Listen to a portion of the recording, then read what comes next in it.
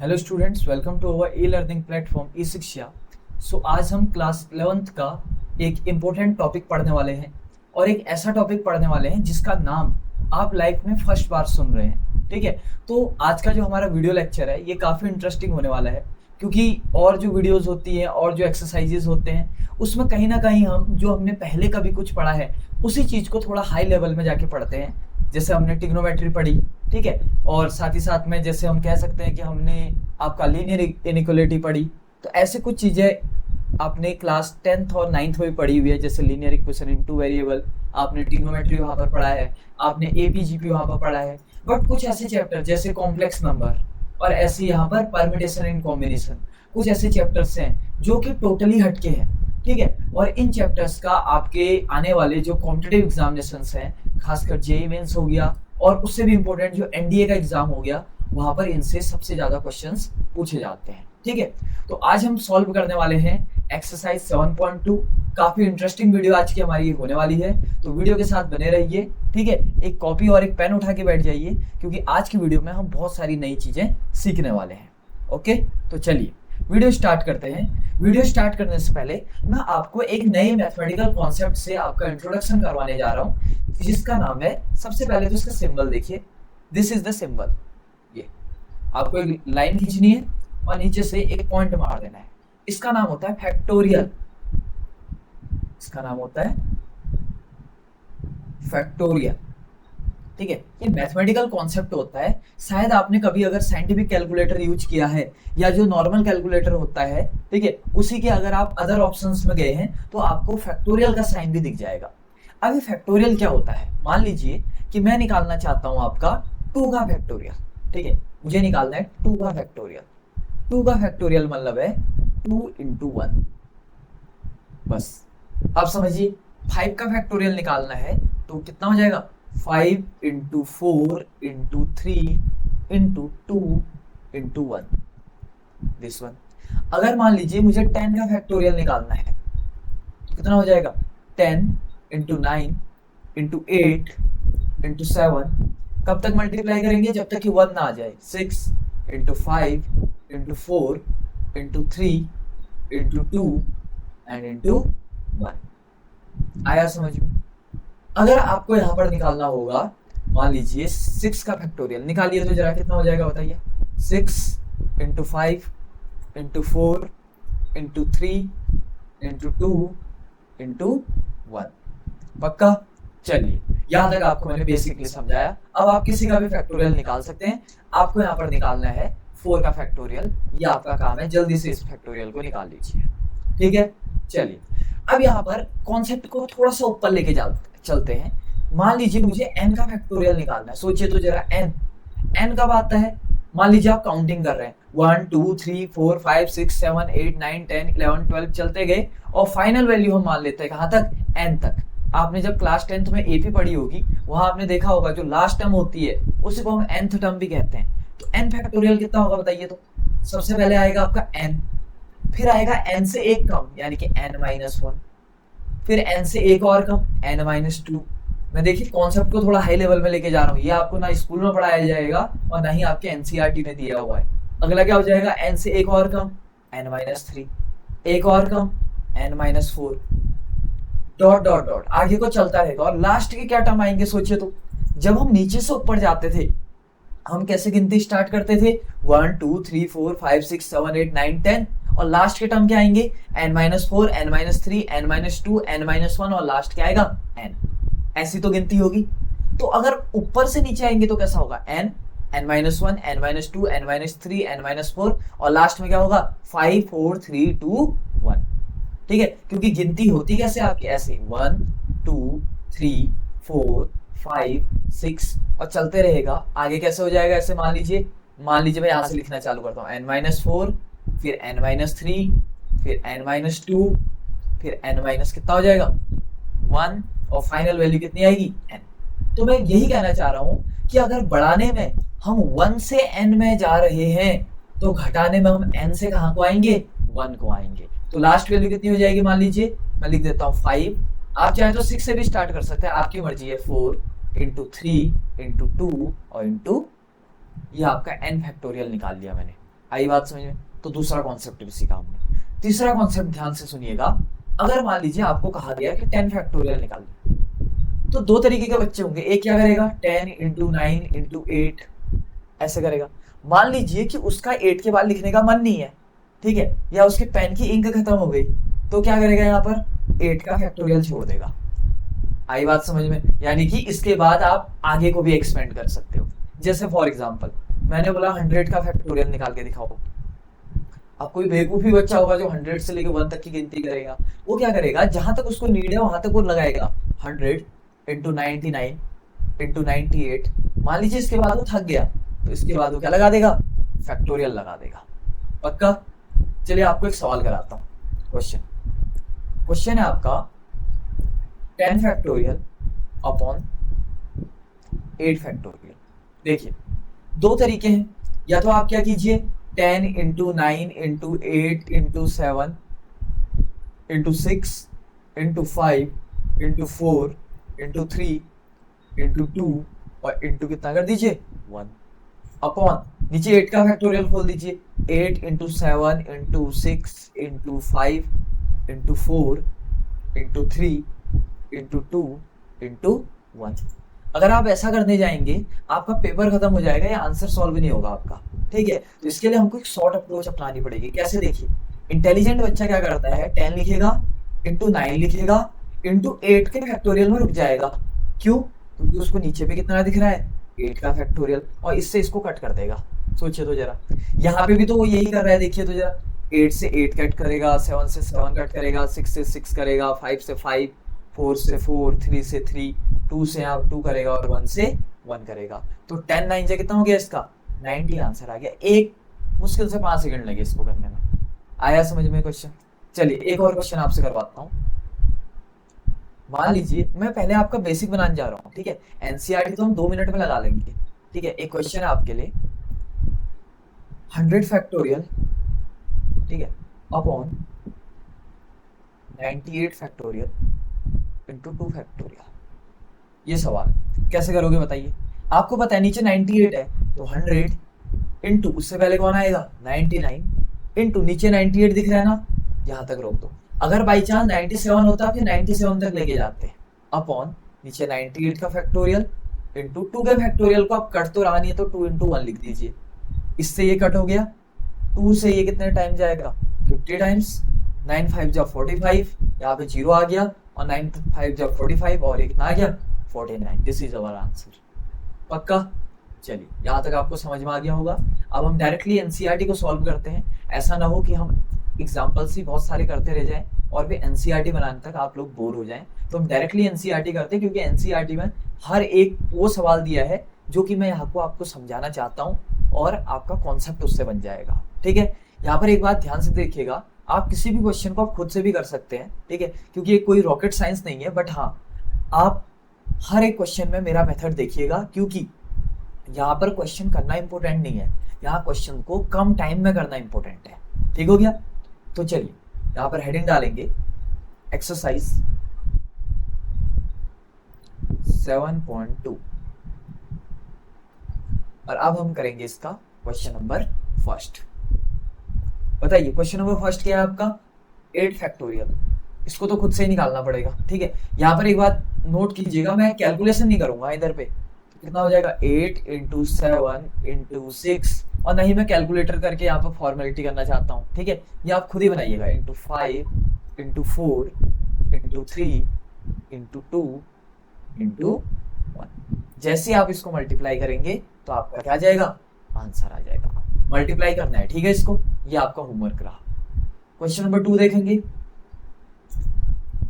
Question number 2 बोल रहा 4 का फैक्टोरियल माइनस 3 का फैक्टोरियल। तो यहाँ पर दो तरीके के बच्चे होंगे, जो मैं दोनों मेथड बता देता हूँ, चलिए, ताकि आपको पता लगे ना। अभी तो हम चीजों को सीख रहे हैं। देखिए एक बच्चा वो होगा जो ये मेथड लगाएगा, वो करेगा 4 फैक्टोरियल माइनस 3 फैक्टोरियल। तो लिखेगा 4 इंटू 3 इंटू 2 इंटू 1, यही तो हुआ 4 फैक्टोरियल। 3 फैक्टोरियल कितना हुआ 3 इंटू 2 इंटू 1। तो 4 3 जा 12, 12 2 जा 24, माइनस 3 2 जा 6, और यहाँ पर घटेगा तो कितना हो गया 18। This is the answer. But जो इंटेलिजेंट बच्चा है वो इसी को दूसरे भाषा में ले जा सकता है। कैसे, ध्यान से देखिएगा। वो करेगा इधर से इक्वेट में, वो 4 फैक्टोरियल को लिखेगा 4 इंटू 3 का फैक्टोरियल -3 का फैक्टोरियल। देखिए छोटा क्वेश्चन है, इसमें दोनों में बराबर टाइम लगेगा, बट हाँ ये क्वेश्चन जब टफ लेवल में आएगा तो ये वाली मेथड ज्यादा काम आएगी। 3 फैक्टोरियल दोनों जगह दिख रहा है उसे, तभी वो 3 तक ही तोड़ा उसने बस। 3 फैक्टोरियल कॉमन लिया तो यहाँ 4 माइनस कितना बचा, 3 फैक्टोरियल कॉमन लिया तो 1।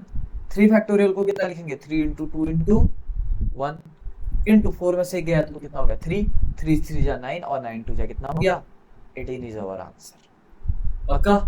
चलिए नेक्स्ट क्वेश्चन करते हैं। क्वेश्चन नंबर 3 अपने पास है। क्वेश्चन नंबर 3 कह रहा है आपका, ये पूछ रहा है is 3 factorial plus 4 factorial equal to 7 factorial होता है क्या नहीं। ठीक है, तो यहाँ पर से 4 में 3 जोड़ के 7 नहीं लिखिएगा कभी भी, ऐसा पॉसिबल नहीं होता है कभी भी। ठीक है, और ना ही कभी फैक्टोरियल कॉमन लीजिएगा कि यहाँ से भी फैक्टोरियल कॉमन लिया और यहाँ के फैक्टोरियल से कट कर दिया, ऐसा भी कभी नहीं होता। फैक्टोरियल मल्टीप्लाई में नहीं है, फैक्टोरियल एक साइन है। ठीक है, जैसे आपने सुना होगा साइन 60 प्लस साइन 30।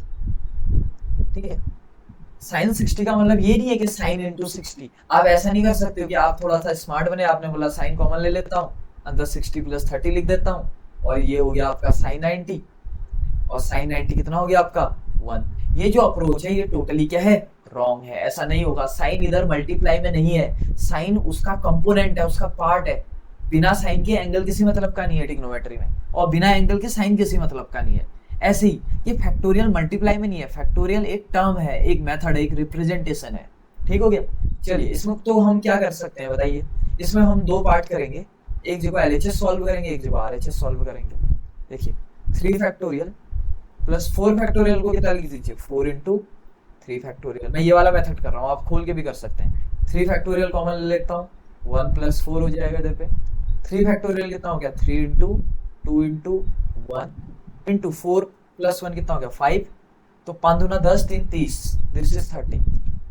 तो साफ ही लग रहा है कि ये इक्वल नहीं होगा। क्यों? क्योंकि 7 फैक्टोरियल कोई बड़ी वैल्यू आएगी। देखिए 7 फैक्टोरियल कितना हो जाएगा 7 into 6 into 5 into sorry 4 into 3 into 2 into 1 कितना हो जाएगा। देखिए तो 7 6 जा ही 42 होता है, तो ऑब्वियस सी बात है ये कोई बहुत बड़ी वैल्यू आएगी। ठीक है, क्योंकि इतने को ही मल्टीप्लाई करके 30 से ज्यादा हो जाता है, तो this is not equal to हो जाएगा। ठीक हो गया। कैलकुलेशन आप एग्जैक्ट कर लीजिएगा। पक्का। यहाँ पर मैं कैलकुलेशन नहीं कर रहा क्योंकि मिस्टेक भी हो जाती है कई बार। ठीक है, फिर पूरी वीडियो खराब हो जाती है। और दूसरी बात है, इतना कैलकुलेशन तो आप कर ही सकते हैं क्योंकि आप क्लास 11th में पढ़ते हैं, और कैलकुलेशन करेंगे तो आपको भी अच्छा लगेगा कि हाँ हमने कुछ क्वेश्चंस अपने मन से बनाए हुए। अगला क्वेश्चन, क्वेश्चन नंबर 3। अच्छा वो सॉरी, वो ऊपर पहले के 2 पार्ट हो गए थे। हाँ, मैंने फर्स्ट 2 नहीं था, ये फर्स्ट का फर्स्ट पार्ट था आई, और this one is double I.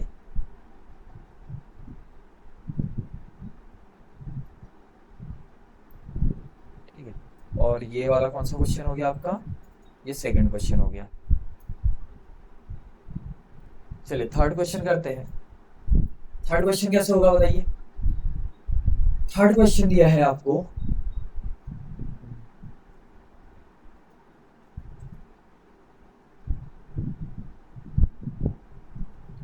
Third question है आपका 8 factorial upon 6 factorial into 2 factorial. पक्का। देखिए 5 मिनट में इस क्वेश्चन को कैसे बनाते हैं। 8 फैक्टोरियल, 8 के नियरेस्ट बाई 6 दिख रहा है ना, तो बस यहीं तक खोलेंगे। 7 इंटू 6 के फैक्टोरियल में रुक जाइए। होने को तो 2 का भी फैक्टोरियल था, बट उतना लंबा क्यों खींचना। नीचे कितना हो जाएगा 6 फैक्टोरियल इंटू 2 फैक्टोरियल को 2 इंटू कितना लिख दो 1। इससे कैंसिल आउट हो गया। 2 से कितने बार कटेगा 4 बार, 4 से 1 जा 28 इज आवर आंसर। एक लाइन में आंसर। ठीक हो गया। अगला क्वेश्चन बनाएंगे, क्वेश्चन नंबर 4। ये बोल रहा कि x की वैल्यू निकालनी है आपको कि 1/6 फैक्टोरियल, यहाँ पर टफ पड़ता है देखिए, plus 1/7 factorial is equal to x upon कितना है 8 फैक्टोरियल। कैसे करेंगे इस क्वेश्चन को बताइए तो जरा। इस क्वेश्चन में आप सीधे एलसीएम नहीं लीजिएगा, सीधे एलसीएम लेने पे दिक्कत हो सकती है। ठीक है, आप यहाँ पर क्या करेंगे, इस क्वेश्चन में देखिए, आप इसको थोड़ा सिंप्लीफाई कीजिए। 1/6 फैक्टोरियल को कितना लिखिए, ऐसे लिखिए, सबसे छोटा यही है। 7 फैक्टोरियल को 1/7 इंटू कितना लिख दीजिए, 6 factorial is equal to x upon 8 को भी 6 के फॉर्म में लाइए, 8 इंटू 7 इंटू 6 फैक्टोरियल। अब आप एक काम कीजिए, फैक्टोरियल फैक्टोरियल फैक्टोरियल दिख रहा है, कॉमन ले लीजिए, 1/6 फैक्टोरियल। मैंने कहा था सिर्फ फैक्टोरियल कॉमन नहीं ले सकते, बट 6 फैक्टोरियल तो ले सकते हैं, वो तो पूरा टर्म हुआ। इधर कितना बचेगा, 1 अपॉन पूरा कॉमन ले लिया तो 1, प्लस 1/6 फैक्टोरियल कॉमन ले लिया तो 7 इज इक्वल टू, इसको ऐसे रख दीजिए, x अपॉन 8 से 1 जब 56 इंटू कितना लिख दो, 6 फैक्टोरियल। 6 फैक्टोरियल से 6 फैक्टोरियल कट कर देंगे, तो यहाँ पर से कितना हो जाएगा एलसीएम बताइए, 1 और 7 का एलसीएम हो जाएगा आपका 7, 7 1 जा 7, 1 1 जा 1 is equal to x upon कितना हो गया 56, तो कितना हो गया 8/7, ठीक है, is equal to x upon कितना हो गया 56। क्रॉस मल्टीप्लाई करते हैं दिस वन, ठीक है, तो कितना बन जाएगा बताइए तो जरा, ये हो जाएगा आपका 8 इंटू 56/7, ये तो है x, तो कितना हो जाएगा 7 8 जा 56 और 8 8 जा 64, सो x की वैल्यू आ गई आपकी कितनी 64। एक अच्छा क्वेश्चन था, ऐसे क्वेश्चन आ सकते हैं, थोड़ा टफ लेवल, ठीक हो गया। चलिए क्वेश्चन नंबर 5 बनाएंगे। क्वेश्चन नंबर 5 बोलता है, अच्छा 5th और लास्ट क्वेश्चन भी है, देखिए फाइंड, क्या बोलना, n फैक्टोरियल। जब आप बाद में परम्यूटेशन एंड कॉम्बिनेशन पढ़ेंगे ना, वहां पर एक परम्यूटेशन का फॉर्मूला होता है, लिख दीजिए अपनी कॉपी में, this is the formula of permutation. वहां पर मैं दोबारा पढ़ाऊंगा आपको ये चीजें, ठीक है, बट यहाँ पर सिर्फ इसकी वैल्यू निकालनी है आपको। आपको 2 केस दे रखे हैं। पहला केस क्या बोल रहा, n बराबर 6 है और r बराबर कितना है 2 है। और अगला केस है n बराबर 9 है और r बराबर कितना है 5 है, ठीक है। तो चलिए निकालते हैं जल्दी से, कितना हो जाएगा बताइए, n बराबर 6 है तो हमको किसकी वैल्यू निकालनी है, n factorial upon n minus r का होल फैक्टोरियल। n की जगह 6 रख दो, 6 फैक्टोरियल अपॉन 6 माइनस r की जगह में कितना रखेंगे 2 का होल फैक्टोरियल। ये कितना हो जाएगा 6 फैक्टोरियल अपॉन 4 फैक्टोरियल। 6 फैक्टोरियल को कितना लिखेंगे 6 इंटू 5, आपको पता लग गया कहाँ पे रोक दूंगा मैं, 4 फैक्टोरियल, क्योंकि नीचे पे दिख रहा है देखो 4 फैक्टोरियल, इससे कट जाएगा तो 6 5 जा कितना आ गया 30 इज आवर आंसर। पक्का। अगला क्वेश्चन करते हैं, देखिए इस पे वैल्यू रखनी थी आपने n factorial upon n minus r का whole factorial is equal to कितना हो जाएगा 9 फैक्टोरियल अपॉन 9 माइनस 5 का होल फैक्टोरियल। तो कितना हो जाएगा आंसर बताइए, इसको थोड़ा सा और सॉल्व कर लेते हैं। 9 फैक्टोरियल अपॉन 4 फैक्टोरियल, सॉल्व कर लीजिए। 9 इंटू 8 इंटू 7 इंटू 6 इंटू कितना हो गया 5 इंटू कितने में रुक जाइए 4 फैक्टोरियल। अपॉन में कौन बैठा है आपका पहले से ही 4 फैक्टोरियल, इससे कैंसिल आउट हो गया, ठीक है। तो कितना हो जाएगा बताइए 9 8 72, इसको तो चलो थोड़ा बहुत सॉल्व कर लेना, पूरा तो मैं ऐसे भी नहीं करूंगा। इंटू 7 कर दीजिए, इंटू 6 5 जा कितना कर दीजिए 30 कर दीजिए, तो 72 कितना हो जाएगा 72 इंटू, चलिए लास्ट क्वेश्चन कर ही देते हैं, ठीक है 210। फिर आप कहेंगे भैया को मल्टीप्लाई नहीं आते, 210 इंटू कितना कर देंगे 72, 0 हो गया, यहाँ पर 2 हो गया और यहाँ पर 4 हो गया, ठीक है, और यहाँ पर कितना हो गया 7 है तो 0 हो गया, ठीक है, और 7 1 जा 7 हो गया और 7 2 जा कितना हो गया 40। ये मल्टीप्लाई वगैरह में इसलिए नहीं करता ना, ये 1 जा 2 जा मेरे को ऐसे समझ में नहीं आता, ठीक है, और फिर वीडियो में क्वालिटी बनाने के लिए करना पड़ता है। 1 और यहाँ पर कितना हो गया 5 और यहाँ पर कितना होगा 1, तो आंसर कितना आ गया 15120। बस ये आंसर आप गलत ना हो, बाकी अगर कुछ भी रॉन्ग होता है तो आप इसको एक बार खुद से भी चेकआउट कर लेंगे। मेथड मैंने समझा दी, कैलकुलेशन थोड़ा आगे पीछे हो सकती है, बट जहाँ तक है वो गलती नहीं हुई होगी, ठीक है। आई होप यहाँ तक आपको ये कॉन्सेप्ट समझ में आया होगा, पूरी वीडियो समझ में आई होगी। बहुत अच्छी तरीके से हमने जाना कि फैक्टोरियल किसे कहते हैं, और बाकी जो वीडियो की शुरुआत में मैंने आपको n फैक्टोरियल निकालना सिखाया था ना, वो यहाँ पर का सबसे इंपॉर्टेंट कॉन्सेप्ट है, क्योंकि वो आपको कभी नहीं बताया जाएगा। ठीक है, और जब आप एनसीआर और एनपीआर करेंगे, यानी कि परमिटेशन एंड कॉम्बिनेशन, वहां आपको काफी ज्यादा दिक्कतें हो सकती हैं। ठीक हो गया?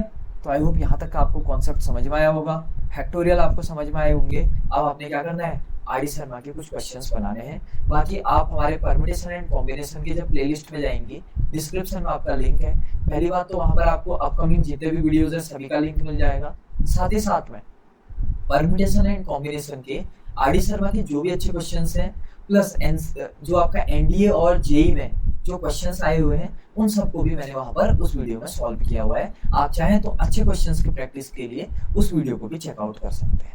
ठीक हो गया? क्योंकि मैं समझता हूँ कि सिर्फ एनसीईआरटी बना के हमारा कुछ नहीं होने वाला। अगर आपने मैथ्स ली हुई है तो कहीं ना कहीं आपका एम किसी न किसी कॉम्पिटिटिव एग्जाम को क्रैक करना है, और अगर हमें कॉम्पिटिटिव एग्जाम को क्रैक करना है तो अभी से ही हमें कुछ ना कुछ प्रैक्टिस तो करनी ही पड़ेगी। ठीक हो गया? तो चलिए मिलते हैं अगली वीडियो में, जिसमें हम अगली एक्सरसाइज करेंगे, एक्सरसाइज 7.3, जो कि एक टफ एक्सरसाइज मानी जाती है। वो एक्सरसाइज बेस्ड है आपका कॉम्बिनेशन पे। ठीक है, उसको हम सॉल्व करेंगे।